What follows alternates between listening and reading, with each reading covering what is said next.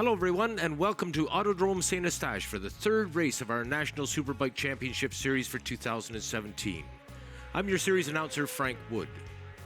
Today's national coverage is brought to you by Dalton Timmis Insurance, Motovan, Honda, Magneti Marelli offered by Mopar, and Dunlop.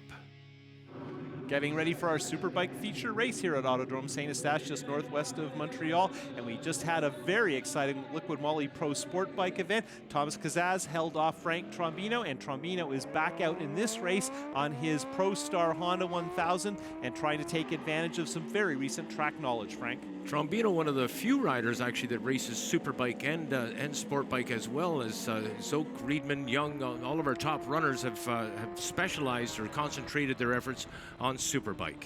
Having a look at our grid here, you can see some of our rookie pro contenders looking for that Brooklyn Cycle Award, Bilge, Toldness, and some of the others looking there for Doug Lawrence, who almost made it into the final part of Superpole. Very good effort from him. Trombino, Trepanier also very, very close. Franklin Dominguez rejoining the series for the first time this season. Moving on to our final three rows at the very front of the grid. Tremblay back for the first time this year. Andrew Nelson showing well on the new GSXR, and Jeff Williams on his BMW in his third race back with the Tour. In Dalton Timmis Insurance Superpole, of course, Jordan Zoke coming very, very close to his own standing lap record. And probably the most exciting thing was Kenny Riedman getting in third spot on the very last lap in the very last few seconds of Dalton Timmis Superpole. We expect Edie and Leon, Young and Riedman to be very close together. Their lap times suggest that they'll be racing for second. Zoke, if he gets a start, will be hard to pass. 7 riders, Colin, that is stacked up in the 1 second bracket in behind Zoke, but again, Zoke had over a second in hand through qualifying. And also in our warm-up this morning, he was on fantastic pace. Very unusual to see someone riding that hard in our morning warm-up. As you well know, he's won here at Autodrome St-Eustache. The lights now are coming on.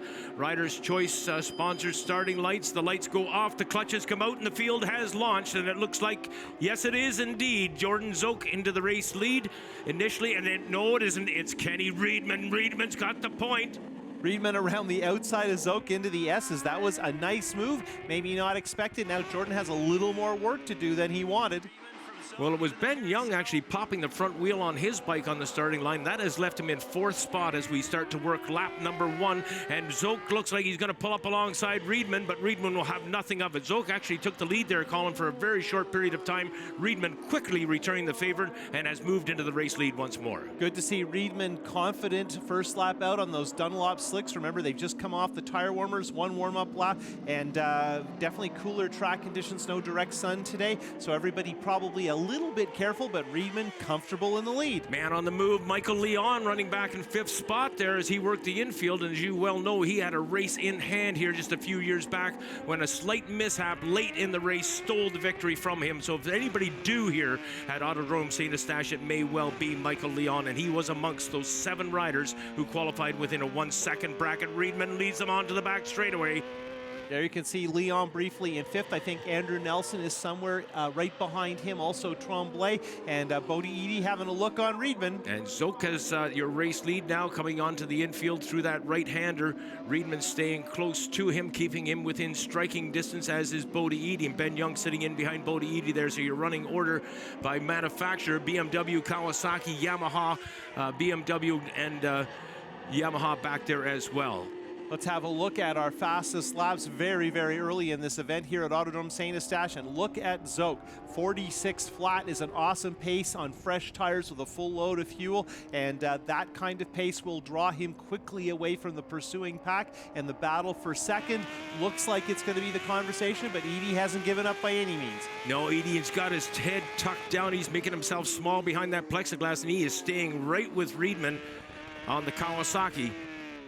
Heading through the dogleg in the middle of the stock car oval. We've seen a fair amount of passing in this section, which is not typical, but just a little bit of backwards math. The door opens up, and if you're really feeling the need to make a move, we've seen a fair bit of it. Trombino was impressive in our Liquid Moly Pro Sport Bike race. Here we head into the start of the S's, and Riedman has been very good through there. That's where he bustled by Zoke on the first lap, but Zoke seems to be getting clear of this race for second, which if anything looks like it's hotting up.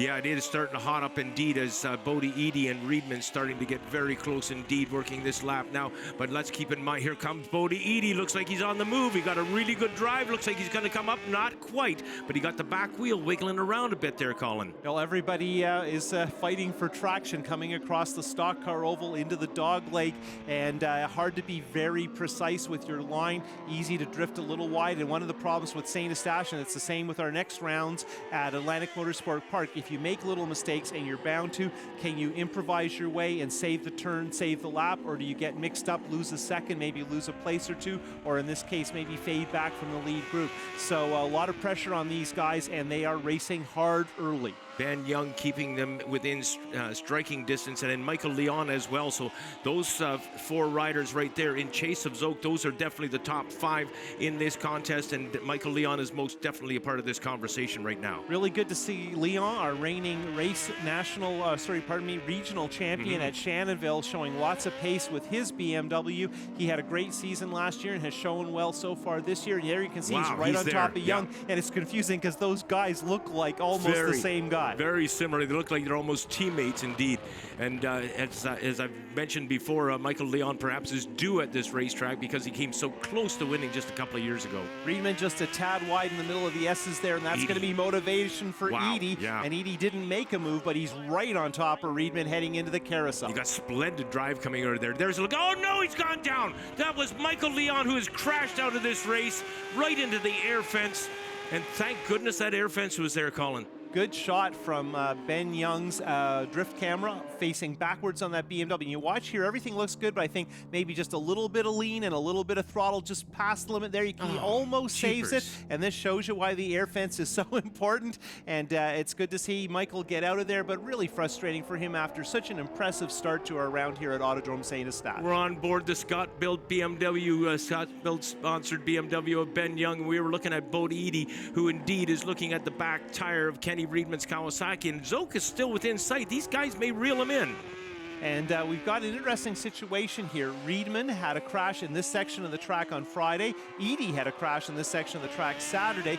Both of them on either rebuilt or reparted motorcycles, and both of them showing a lot of aggression. And of course, Leon's bike is right there. There's a wave flag, so it's on your mind that things can happen in that part of the track, and those two certainly are aware of what can go wrong. And look at Young having the look on Eady. Yeah, he's starting to get a little aggressive. I was going to mention Eady's bike lifting the front wheel ever so slightly on that back straightaway. That thing seems to have oodles of horsepower. Well, Zed Celine does a great job preparing these bikes, building the engine. Mike Fitzgerald, Thermos Man, does the suspension, and that combination has suddenly jumped these guys into the battle. And look at those lap times. Eady down at 46 flat, which is great. Young's in the vicinity, but Zoke is a second, well, half a second further ahead. And half a second here is a lot of time on the short lap at St-Eustache. Just as I thought they were perhaps starting to reel in our champion, he's starting to go for a ride by his own self again. And, he has a sizable lead now, and these guys are going to have to work very, very hard to eliminate that lead. And meanwhile, they've got to battle with each other, of course, through it. And Ben Young perhaps in the best spot of all, sitting back there in fourth spot. And on that, albeit short back straightaway, he may be able to really realize a bit of a toe.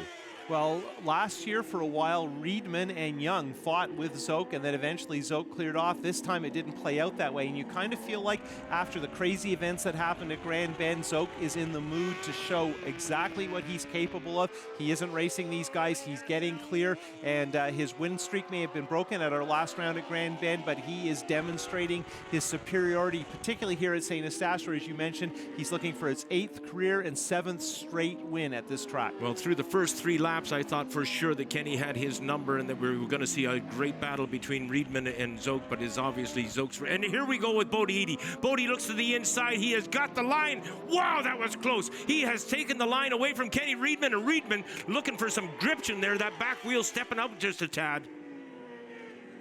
Heading into the S's.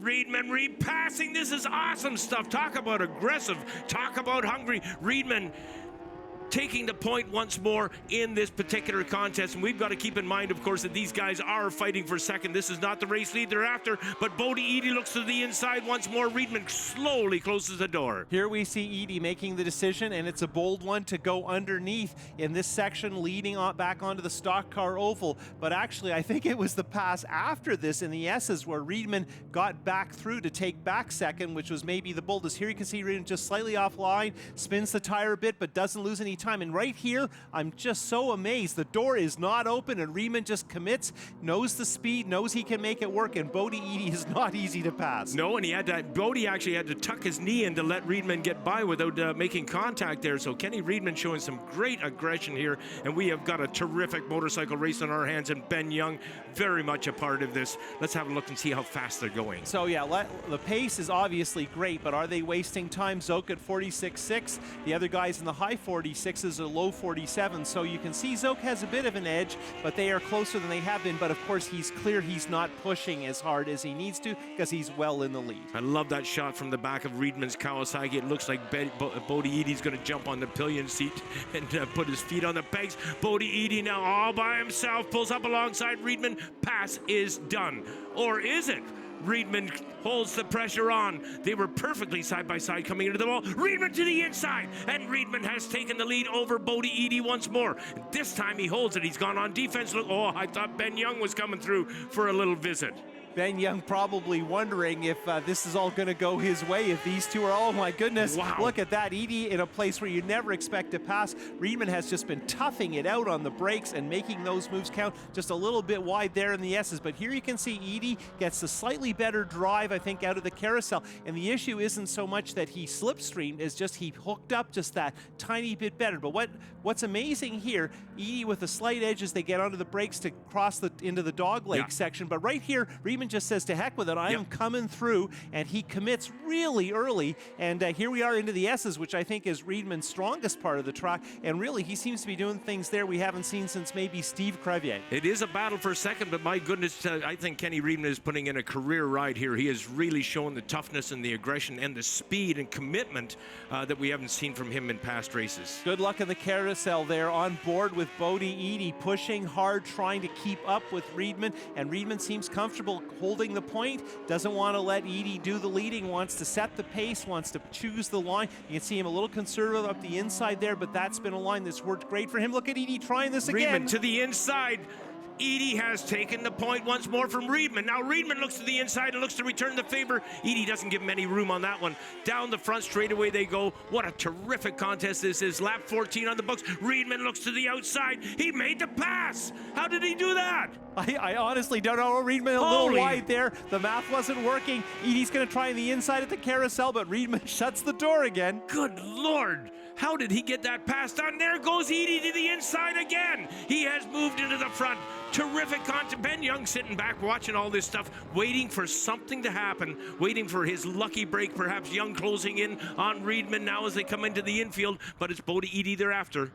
On board with Eadie's Yamaha, and Riedman's a little bit wide in the carousel, and that's all it takes for Eadie to commit very early, and Young's right on top of them, wondering if maybe this is his chance to move all the way up to second as Eadie cuts his way underneath. Riedman shuts the door and looks for a way underneath. Now this is an incredible pass. I don't know how Riedman did this. Right in the middle of the turn, he's on the outside, then he doubles back, and really it's a shockingly clean move, and I think the last person I saw do that was Steve Crevier. Unbelievable. It shows you the commitment that Kenny Riedman has in this race. Now in behind Bodie Eadie again, and just mere bike length behind, and watch for him to make a move soon. I'm sure Kenny Riedman is not going to be satisfied with third place in this contest, or second place in this contest, and third place in the race, I guarantee you. And it's fun to watch Eadie from on board with Riedman because he's a small guy. He is all over that Yamaha, very aggressive riding style, and just a joy to watch him handle. And of course, we can't wait to see these guys do it at Shubenacadie at our next round.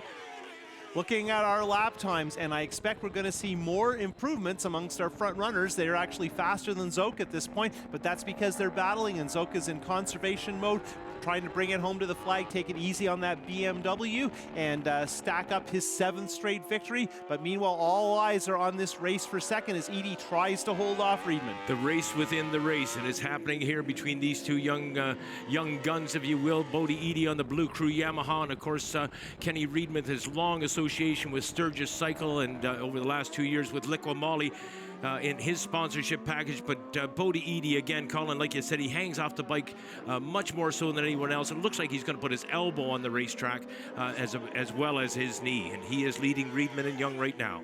Spinning the tire, heading onto the front straight, heading into the S's, which is definitely Riedman's happy hunting ground.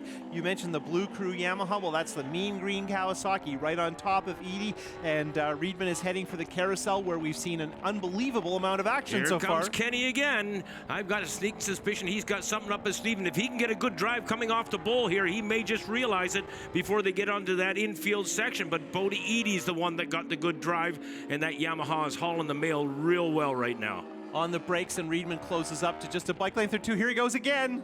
Riedman to the inside, pass is done deal, and he blocks the outside there, so he has got Bodie where, oh, it looked like Ben Young was going to come along for the ride as well and follow Kenny through there, but Kenny did it right that time, Colin. He got him right where he wanted to, and he blocked him on the way out. And look at this, we're barely across the oval, and already Riedman has made the decision to go for it, and we've seen this from both of these guys. Very, very ballsy moves, and great racing, and they're giving each other just enough room. And meanwhile, Young is right in there, but he hasn't done too much. I think this may be because he's still hurting from that crash 2 weeks ago at Grand Bend, but he is definitely part of the conversation. And the way these two are racing for second, Young can probably see the podium still. Ben's riding style is very deceiving. He's extremely smooth. He doesn't hang off the bike quite as much as you might see Kenny and especially Bodie doing it. And Ben having so much GP experience, 125 GP racing, what have you, when he was young. I'm sure that's where that all developed, but right now he's sitting in 5th. Heading into the S's again, have another look at those times,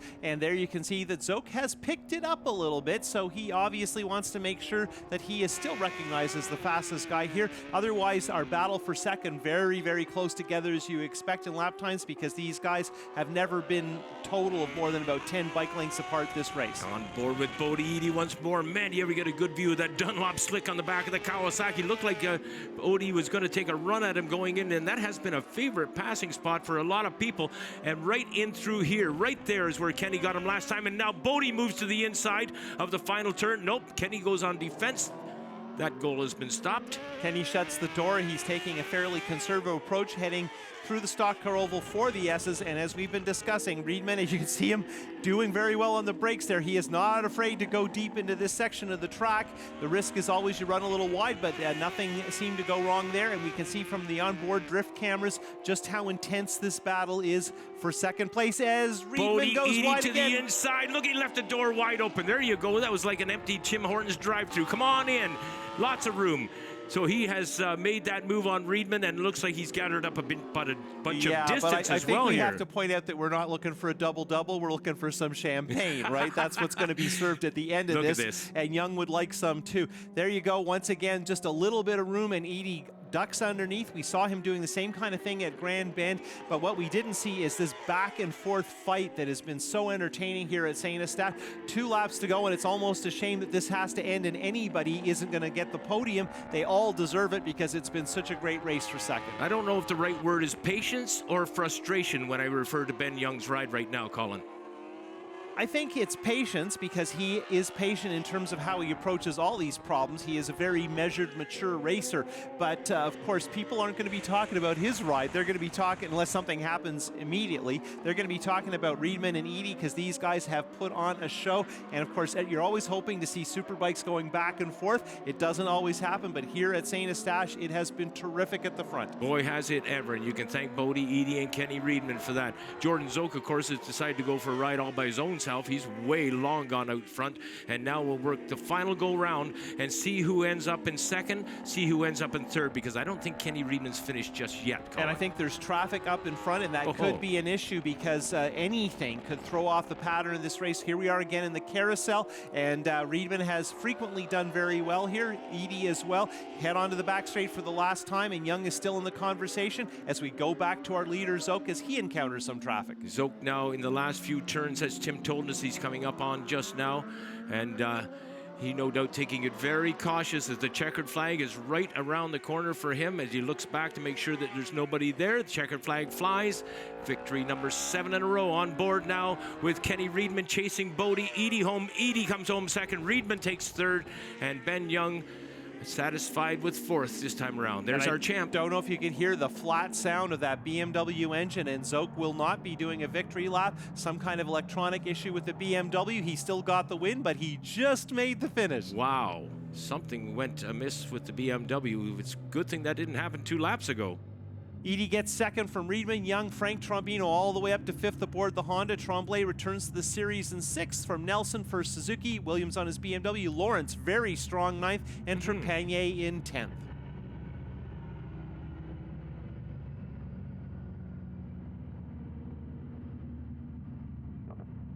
Well, Mr. Reedman, that was a bleep of a show. Well done. What a great ride. Yeah, it was a lot of fun. You know, unfortunately, it was for second place and not the win. Jordan kind of made that one boring. But, you know, good for Jordan. He's had the pace all weekend. That was his race to lose, obviously. So, you know, he just rode that pace that he's been riding all weekend. We couldn't touch him. But, you know, my battle with Bodie all race long, it was exciting. That was a Mosport style battle at a tight track that's hard to pass on. So elbows were out, and it was clean, though. I mean, we didn't touch it all, but it was definitely really aggressive and a lot of fun. Over to this side, all the way in from Warman, Saskatchewan. Bodie, let's talk about that race, shall we? What a blast. No, you know what, I got a pretty good start from the second row there, and me and Kenny were going at it, as everyone saw all race long, and that's, you know, that's what I live for. I love these battles. It's just so much fun. It reminds me of mini bikes, and it's really a blast. Hats off to Jordan. You know, he's a big fish, and next time we got to chase him down, and to Kenny for putting on such a good show with me. Jordan, your last lap was rather slow. Yeah, you know, our bike's running amazing. As you can see, we had it dialed for the race. And going right into the last corner, it dropped a cylinder, but I don't think it's something mechanical. I think something electronic happened. It's still running, but it's only on 3 cylinders. It was like a good thing it wasn't another lap or two. Something funny happened. You know, the bike was fantastic all weekend, right out of the box. We have a great setup here, and I go really well here. This is my strongest track. It just felt great. You know, Kenny got a great start. I thought I got a great start, and then he just didn't let off into turn 1, and I managed to get by him and put my head down and put in some awesome laps, and just felt really comfortable. And like I said, my hat's off to the whole crew. Having a look at our point standings, and Zoke is in good shape. 3 rounds done, 4 to go as we head to the doubleheader in Nova Scotia. Edie, Reedman, Young, Trepanier, very good effort for the second-year pro. Williams back in the series after a long layoff in 6th.